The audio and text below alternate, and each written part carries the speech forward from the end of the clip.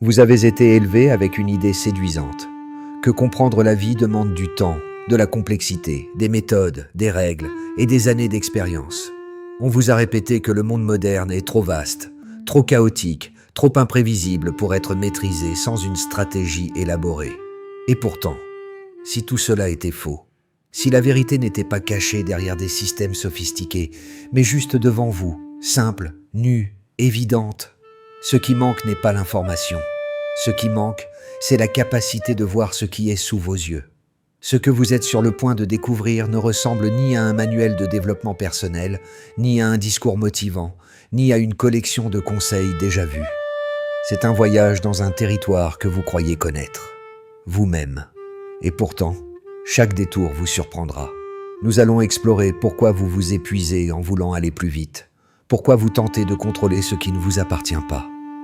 Pourquoi vos émotions vous conduisent avant même que vos pensées se forment? Nous verrons comment votre mémoire réécrit votre passé, comment votre cerveau travaille pendant que vous dormez, et pourquoi les petites actions que vous négligez sont celles qui finiront par définir votre destinée. Ce n'est pas une promesse de miracle, c'est une promesse de lucidité.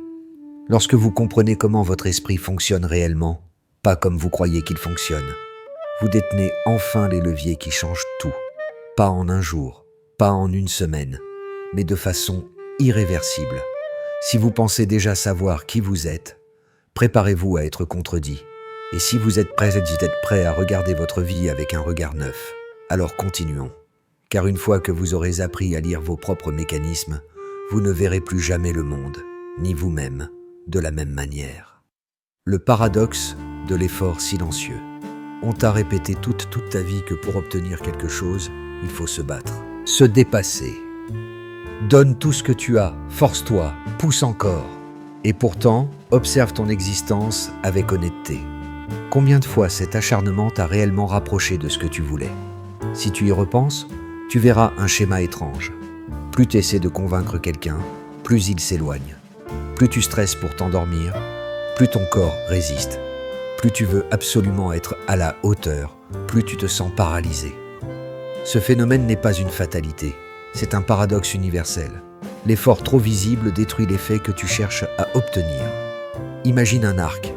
Si tu tires la corde au maximum, au point de trembler, la flèche ne gagnera pas en précision. Elle risque même de se briser avant de partir. Le monde intérieur fonctionne exactement de la même manière. Quand tu fais trop,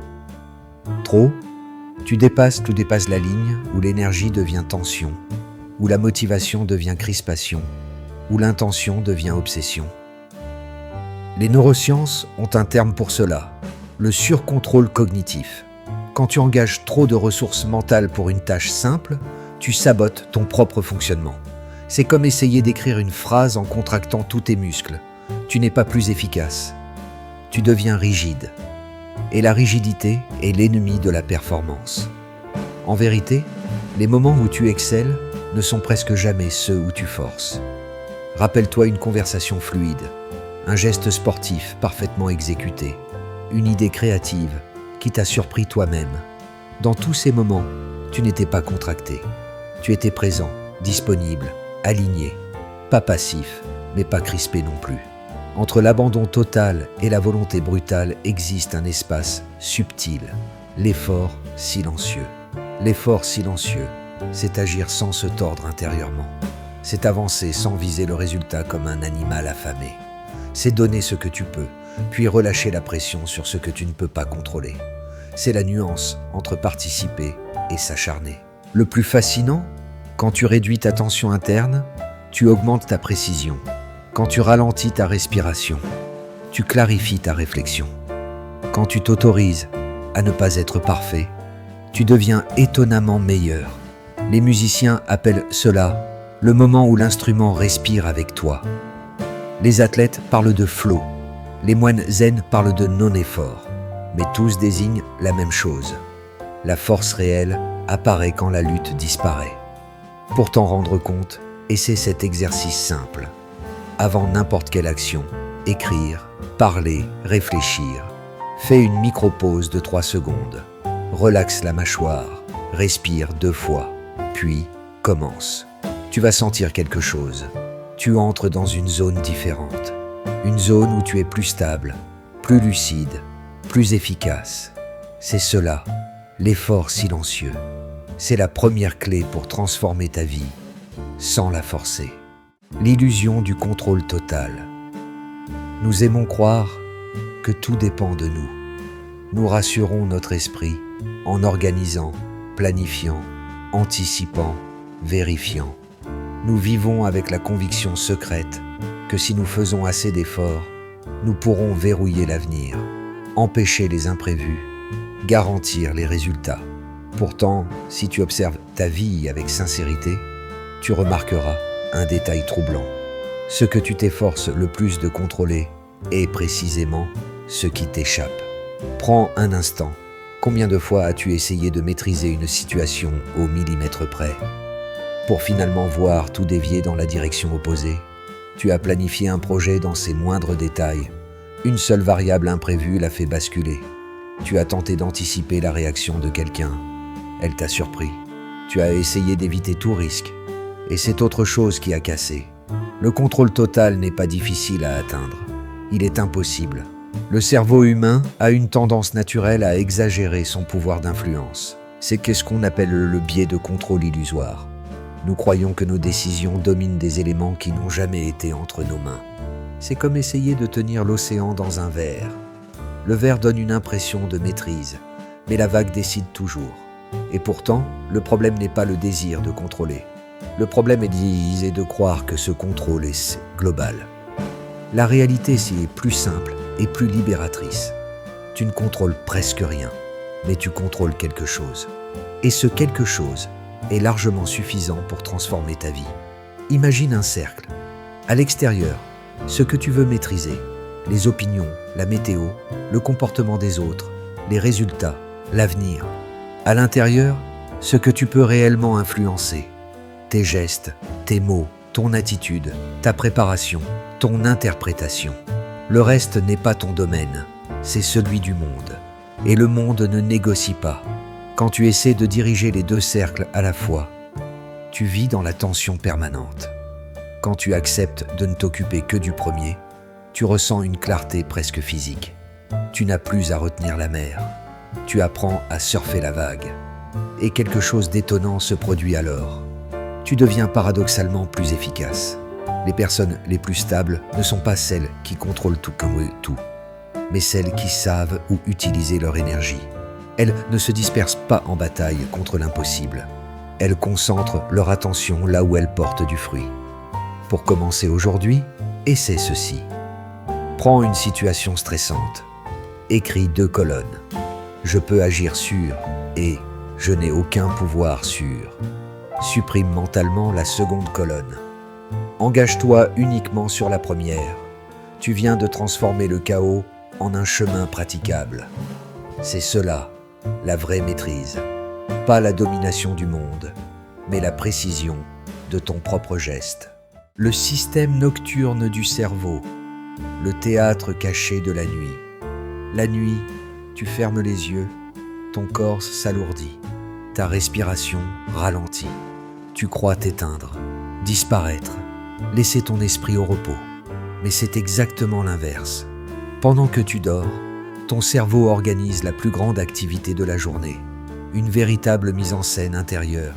Un théâtre où chaque acteur rejoue ta vie pour en fabriquer du sens. Rien n'est laissé au hasard. Rien ne dort. Les neurosciences modernes ont révélé un fait fascinant. Ton cerveau exécute, en pleine nuit, une série d'opérations que toi-même serais incapable d'accomplir, éveillé. Tri, nettoyage, classement, réorganisation, reconstruction. Comme un vaste atelier en sous-sol qui ne travaille que lorsque la boutique de surface ferme ses portes. Imagine que ta journée soit une pièce de métal brut. Tu vis, tu vois, tu apprends, tu absorbes. Tout cela est déposé en vrac dans ton esprit. Mais c'est seulement la nuit que ce métal est chauffé, martelé, poli, transformé. Tes souvenirs, d'abord fragiles, deviennent plus solides. Tes émotions, enchevêtrées, se démêlent. Tes décisions, encore floues, prennent forme. Le sommeil n'est pas une pause. C'est une réautorisation du système. Un moment où le cerveau réécrit ton rapport au monde. Un phénomène moins connu se produit également. La nuit, certaines zones cérébrales se déconnectent volontairement les unes des autres. Ce découplage permet des associations inattendues, des idées nouvelles, parfois des intuitions brillantes. C'est pour cela que tu te réveilles parfois avec une solution que tu ne trouvais pas la veille. Le cerveau, dans son obscurité, a continué la conversation que tu avais abandonnée. Contrairement à ce qu'on imagine, le sommeil n'est pas uniquement un moment de repos. C'est un état où ton cerveau change littéralement sa forme d'activité. La communication entre les neurones ralentit, puis s'accélère soudain. Certaines régions deviennent silencieuses. D'autres explosent d'énergie. Comme une ville qui change de visage quand les lumières s'éteignent. Le jour appartient aux foules, la nuit appartient aux mécaniciens. Mais voici la partie la plus déroutante. Ce nettoyage nocturne dépend totalement de la manière dont tu vis la journée. Un esprit saturé ne laisse pas la nuit agir correctement. Trop d'écrans, trop de stimulation, trop d'informations non digérées, et ton théâtre nocturne se transforme en chaos technique. Tu dors, mais tu ne répares rien. Alors, que faire? Avant de fermer les yeux, accomplis un geste simple. Ralentis ton souffle, coupe le flux, permets à ta journée de se poser. Ton cerveau ne te demande pas de dormir longtemps. Il te demande de dormir proprement. La nuit n'est pas un effacement, c'est la salle de montage de ta vie. Et chaque matin, tu te réveilles avec une version mise à jour de toi-même, si tu lui en donnes la possibilité. La quête impossible du bonheur instantané. Regarde autour de toi. Tout est conçu pour te promettre un bonheur immédiat. Des notifications qui brillent, des images parfaites, des slogans qui chuchotent « Tu le mérites », des récompenses instantanées qui disparaissent aussi vite qu'elles arrivent. La société moderne fabrique du plaisir comme une usine fabrique du sucre, en abondance, en vitesse, en surplus. Et pourtant, malgré cette surproduction, une vérité s'impose. Plus nous courons après le bonheur, moins nous le trouvons. Ce paradoxe n'a rien d'un mystère mystique. Il a une explication biologique. Le bonheur que tu crois chercher, ce pic euphorique, cette sensation brillante, n'est pas du bonheur, c'est de la dopamine anticipative. Ce que tu poursuis, ce n'est pas la satisfaction, mais la promesse de satisfaction. Un mirage parfaitement calibré pour t'attirer encore et encore. Imagine courir derrière ton ombre. Tu avances, elle avance. Tu accélères, elle accélère. Tu crois qu'elle te mène quelque part, alors qu'elle ne fait que reproduire ton mouvement. La quête obsessionnelle du bonheur fonctionne pareil. Elle te donne l'illusion que tu progresses, alors qu'elle ne fait que prolonger ta course. Mais voici la partie que personne ne t'explique. La dopamine que tu chasses en boucle empêche ton cerveau de ressentir la sérénité, le vrai bonheur, celui qui dure. La sérénité n'est pas brillante, elle n'a rien de spectaculaire. C'est un état où rien ne manque. Et c'est précisément pour cela que tu la ressens rarement. Tu te concentres sur ce qui scintille, jamais sur ce qui est stable. Les neuroscientifiques l'ont démontré. Lorsqu'on nourrit le cerveau de gratification rapide, il perd la capacité d'apprécier les plaisirs simples. Un café au soleil, une conversation calme, le sentiment de progresser doucement. Ces expériences ne surchargent pas ton système dopaminergique. Elles le rééquilibrent. C'est pour cela qu'elles apaisent au lieu d'exciter. Le bonheur véritable ne se trouve pas dans la chasse, mais dans l'enracinement, dans la présence, dans les petites actions qui ne promettent rien mais transforment tout. Respirer profondément, ranger un espace, honorer un engagement, apprendre quelque chose de minuscule. Ce sont ces gestes, banals en apparence, qui créent un terrain où le bonheur peut se déposer, sans invitation. Alors voici un exercice simple. Demain, choisis une seule action qui ne produit aucun rush. Une action discrète, sans récompense. Fais-la lentement.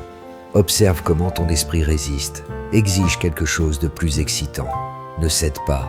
Ce malaise est le signe que ton système s'habitue à la simplicité. Et lorsque tu maîtriseras cette transition, tu découvriras une vérité étonnante. Le bonheur n'était pas devant toi, Il était sous tes pas. Ton cerveau n'est pas neutre. Le GPS mental que tu peux reprogrammer. Tu crois peut-être que ton cerveau observe le monde avec impartialité, comme une caméra qui enregistre chaque détail avec précision. Mais en réalité, ton esprit fonctionne comme un GPS mental déjà réglé avant même que tu ne touches le volant. Il te dirige, te propose des raccourcis, élimine certaines routes, exagère d'autres dangers. Tout cela sans que tu en aies conscience. Et ce GPS-là n'est pas forcément à jour. Souvent, il te ramène encore et encore à des chemins qui ne te servent plus. Les psychologues appellent cela des schémas cognitifs, des modèles automatiques que ton cerveau a fabriqués au fil de ton histoire. Ils déterminent la manière dont tu interprètes la réalité. Non pas ce qui se passe, mais ce que tu crois que cela signifie. Tu ne vois pas le monde tel qu'il est, tu le vois tel que tu as appris à le voir.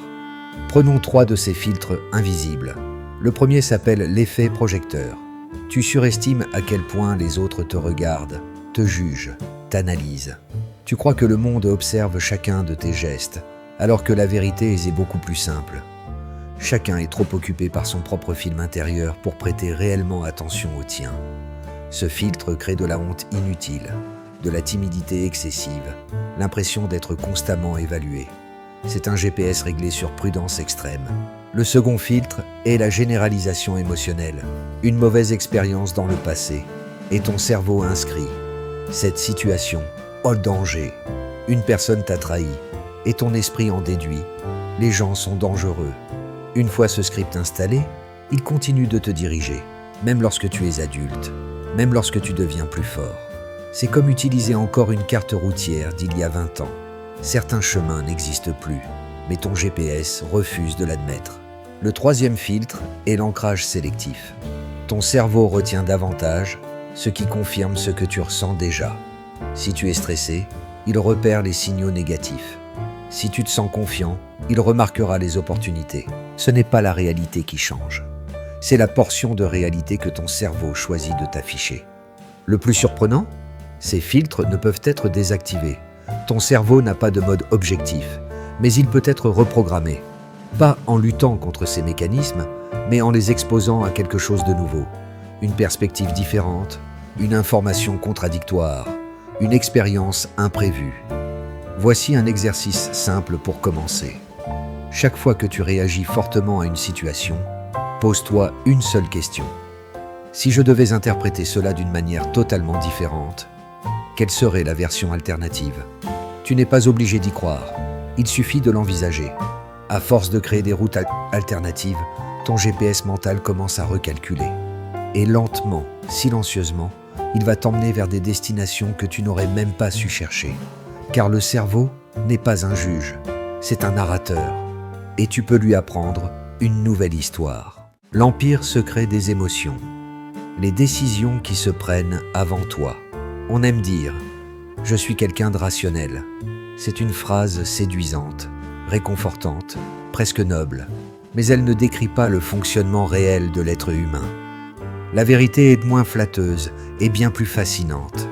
Tes décisions se prennent avant que tu n'en aies conscience, dans les profondeurs silencieuses de ton système émotionnel. Et ton esprit logique, imperturbable en apparence, arrive en dernier, juste pour rédiger le rapport. Les neuroscientifiques ont observé que les structures émotionnelles du cerveau réagissent dans quelques millisecondes, alors que les zones rationnelles ont besoin de temps pour analyser, évaluer, comparer. Le résultat ? Quand tu crois réfléchir, tu es souvent simplement en train de justifier une impulsion déjà enclenchée. Les émotions ne sont pas des parasites de ton raisonnement, ce sont les architectes de tes choix. Imagine une rivière souterraine. Tu ne la vois pas, tu n'entends pas son courant, mais elle nourrit toutes les sources autour de toi. Les émotions fonctionnent comme cette rivière, invisible mais essentielle. Quand elle coule lentement, tu prends des décisions calmes. Quand elle déborde, tout devient flou. Et quand elle stagne, tu te sens perdu, bloqué, incapable d'avancer. Le problème n'est pas de ressentir. Le problème, c'est de croire que ressentir ou obéir. Les émotions ne donnent pas des ordres. Elles envoient des signaux. La plupart du temps, tu ne les écoutes pas. Tu les subis.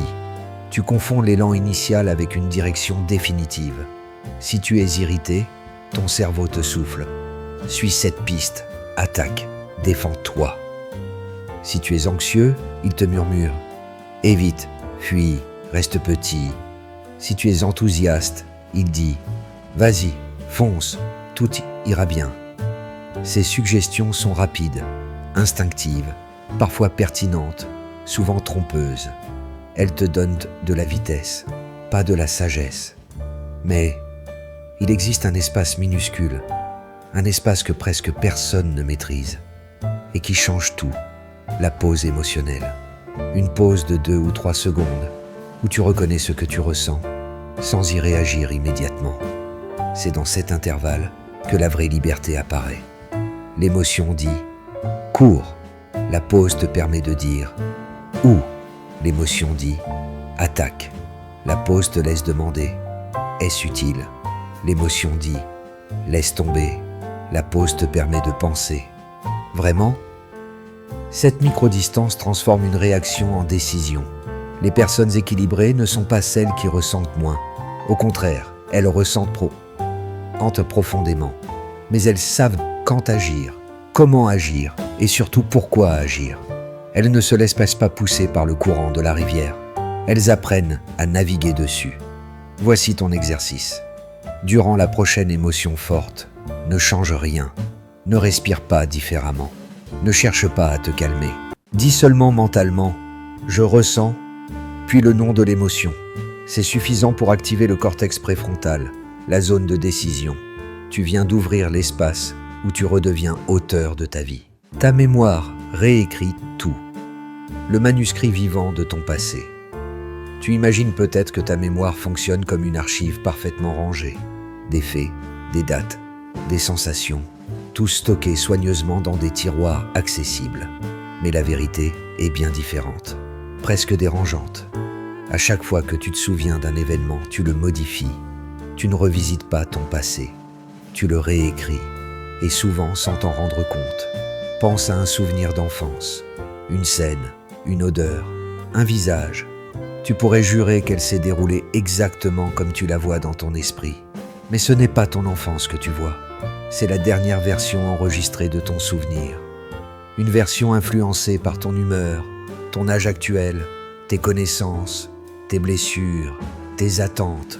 Comme un manuscrit qu'on rature un peu plus à chaque lecture, ton passé n'est jamais figé.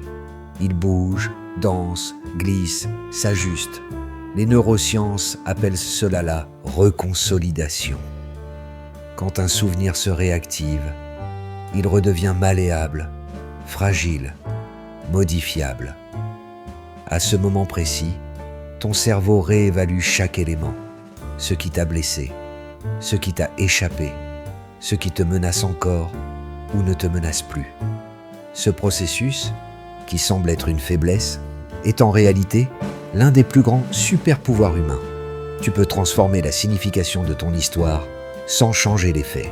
Imagine ton passé comme un livre dont tu es à la fois l'auteur, l'éditeur et le lecteur.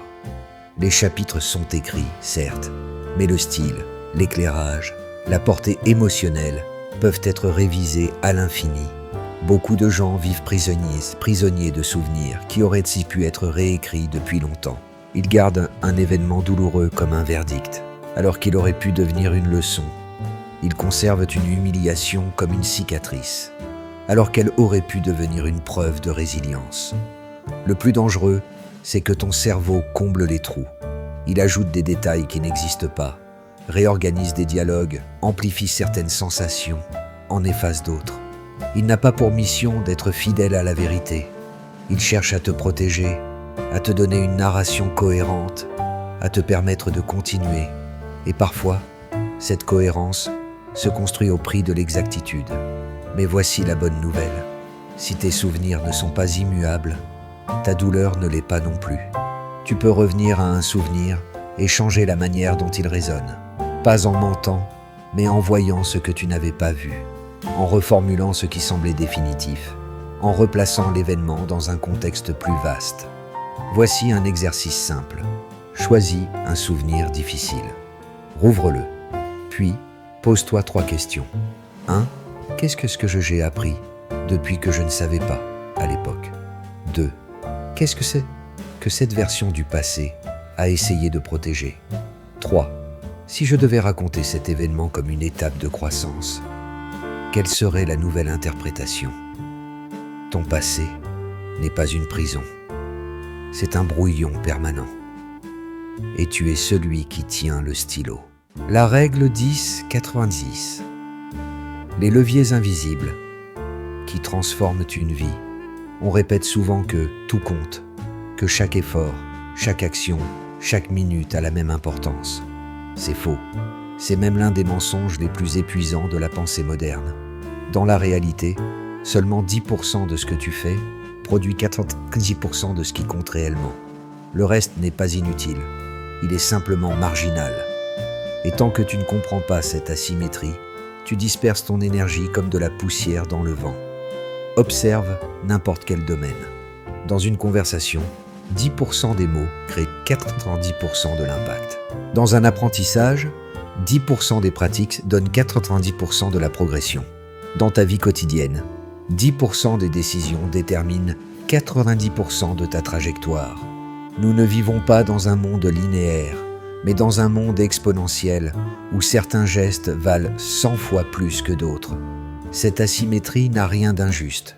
Elle est naturelle. Certains comportements sont des leviers, d'autres de simples mouvements. Certains choix génèrent une onde qui se propage loin dans ton avenir.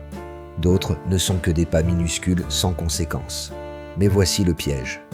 Notre cerveau adore optimiser ce qui ne demande pas d'effort. Il passe des heures à ajuster les 90% insignifiants et oublie les 10% déterminants. Les neuroscientifiques expliquent ce phénomène par le biais d'efforts. Nous confondons intensité et importance. On préfère passer 2 heures à organiser son bureau plutôt que 10 minutes à affronter une conversation qui changerait tout. On travaille frénétiquement sur des tâches mineures pour éviter celles qui intimident. Le cerveau choisit le confort plutôt que l'impact. Mais la règle 10-90 met tout en lumière. 10% des personnes de ton entourage influencent 90% de ton moral. 10% de tes habitudes créent 90% de ta santé. 10% de ton savoir génère 90% de ta valeur. 10% de ton temps apporte 90% de ta clarté. Lorsque tu identifies ces zones à fort levier, tu changes de dimension. Tu deviens stratégique au lieu d'être occupé. Voici un exercice pour clarifier tes propres 10%. 1. Liste 3 moments récents où tu t'es senti vraiment avancé. 2. Identifie l'action précise qui a créé cette progression. 3. Classe-la comme levier essentiel. 4. Engage-toi à la répéter quotidiennement, même en petite dose. Tu verras alors quelque chose d'étrange. Arrêter de gaspiller ton énergie donne l'impression d'en gagner. En vérité, tu l'as simplement récupérée, car la vie n'est pas une course, c'est une série de leviers. Et lorsque tu appuies sur les bons, tout devient plus simple, plus fluide, plus puissant. Les automatismes cachés. Les scripts invisibles qui dirigent tes jours. Tu crois agir consciemment. Tu crois décider, choisir, réfléchir, peser le pour et le contre. Mais si tu observes tes journées honnêtement, tu remarqueras quelque chose de troublant. Presque tout ce que tu fais est automatique. Pas par paresse, mais par architecture. Ton cerveau adore économiser de l'énergie. Et pour y parvenir, il transforme tes comportements répétés en scripts. Des séquences tellement bien rodées qu'elles s'exécutent sans que tu les remarques. Ces automatismes ne sont pas des ennemis. Ils t'aident à marcher, parler, conduire, accomplir 1000 tâches sans effort. Mais lorsqu'ils se forment autour d'émotions mal gérées, stress, ennui, solitude, frustration, ils deviennent des prisonniers silencieux qui dictent ta vie à ta place. Contrairement à l'idée populaire, une habitude n'est pas seulement déclencheur, action, récompense. Ce modèle est trop simpliste. Les neuroscientifiques décrivent aujourd'hui un système en 3 tensions. 1. Le signal, la situation, l'environnement, parfois même une heure de la journée. 2. La tension interne, une émotion rapide, un micro-stress, un inconfort à peine perceptible. 3. Le soulagement, la micro-récompense qui apaise la tension, même si elle te fait du mal. Prenons un exemple. Tu ouvres ton téléphone. Ce n'est pas l'appareil qui t'appelle. C'est une tension interne minuscule. Anxiété, curiosité, peur de manquer quelque chose. Regarder l'écran apaise cette tension. Voilà le script. Un autre. Tu manges alors que tu n'as pas faim. Le signal, la fatigue, la tension, le besoin de réconfort, le soulagement, quelques secondes de douceur. Le cerveau apprend à refaire. Ce n'est pas la nourriture, le téléphone ou la distraction qui crée la dépendance. C'est le soulagement. Ton cerveau te pousse vers ce qui réduit la tension, pas vers ce qui te rend meilleur. La bonne nouvelle, c'est que tu n'as pas besoin de détruire tes habitudes, ni de te battre contre elles. Tu n'y arriverais pas. Les circuits neuronaux déjà construits se sont trop stables. Mais tu peux faire quelque chose de bien plus intelligent. Changer la routine tout en gardant le signal et la récompense finale. Reprenons l'exemple du stress. Tu ressens une tension. Au lieu de chercher du sucre, fais 10 CPI, 10 respirations lentes. Le cerveau obtient le même résultat. Soulagement.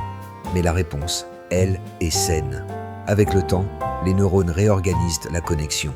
Tu ne supprimes pas la vieille route. Tu construis un nouveau chemin plus efficace. Ton objectif n'est donc pas de supprimer un script, mais de pirater sa partie centrale. Le signal reste, la récompense reste, mais la routine change. C'est ainsi que tu transformes une faiblesse en force. Et c'est ceci. Quand tu ressens un élan automatique, ne l'empêche pas, observe-le. Identifie la tension interne qui vient juste avant. Remplace l'action par une alternative simple, courte, accessible. Répète, les scripts ne résistent pas longtemps à une nouvelle logique. Car au fond, tes habitudes ne sont pas là pour te nuire. Elles essaient juste de te protéger, avec les moyens imparfaits qu'elles connaissent. À toi de leur enseigner une meilleure façon de le faire. La mécanique des micro-progrès. L'art de grandir sans s'en rendre compte. Nous vivons dans un monde obsédé par les transformations rapides. Régime express, succès fulgurant, résultats spectaculaires. On se compare, on se met la pression, on s'imagine qu'une vie peut changer en une semaine, si la volonté est assez forte. Et pourtant, toutes les évolutions durables reposent sur une vérité simple, presque silencieuse. Un changement minuscule répété assez longtemps finit par être plus puissant que n'importe quel effort héroïque. Les scientifiques appellent cela l'accumulation marginale.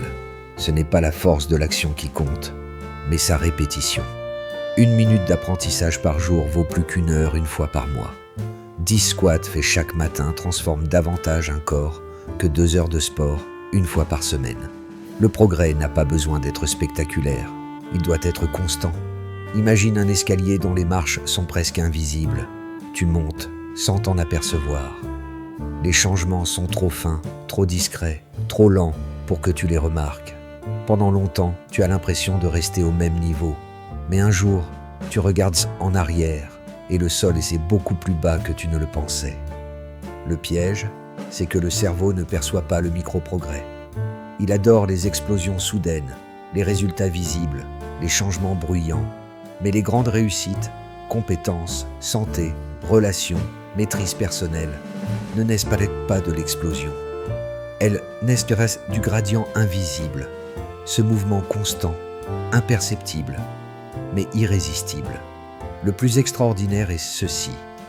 Le micro-progrès ne demande presque rien. 1 minute, un geste, un paragraphe lu, une idée notée, une décision minuscule. Ce sont des investissements tellement légers que ton cerveau ne déclenche aucune résistance. Pas de stress, pas de découragement, pas de charge mentale. Juste un mouvement fin, doux, fluide. Voici la clé. Tu n'as pas besoin d'être motivé pour améliorer ta vie. Tu dois seulement être régulier. La motivation vient et disparaît. La régularité, elle, construit ton avenir même les jours où tu n'y crois pas. Et c'est ce protocole. 1.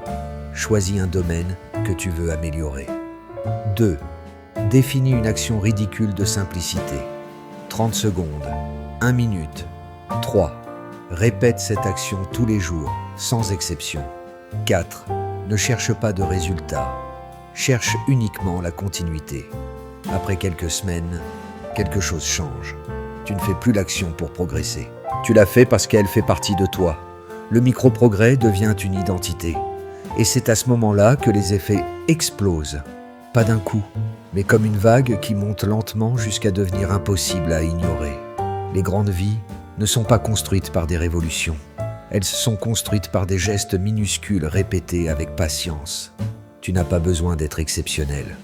Tu dois simplement commencer petit et continuer. Tu viens de parcourir un territoire que peu de gens osent explorer, ton propre fonctionnement intérieur. Chapitre après chapitre, tu as vu ce que l'on ne t'a jamais appris à l'école, ce que personne ne t'explique dans la vie quotidienne. Ton effort peut te ralentir, ton contrôle peut te piéger, ton cerveau travaille pendant que tu dors, tes émotions décident avant toi, tes souvenirs se réécrivent, tes habitudes te gouvernent, et tes progrès les plus puissants sont souvent invisibles. Rien de tout cela n'est une faiblesse. C'est le mode d'emploi de ton humanité. Le vrai changement ne commence pas par une grande décision, mais par un regard neuf sur ton propre esprit. Lorsque tu comprends que la tension n'aide pas, tu peux enfin agir avec fluidité.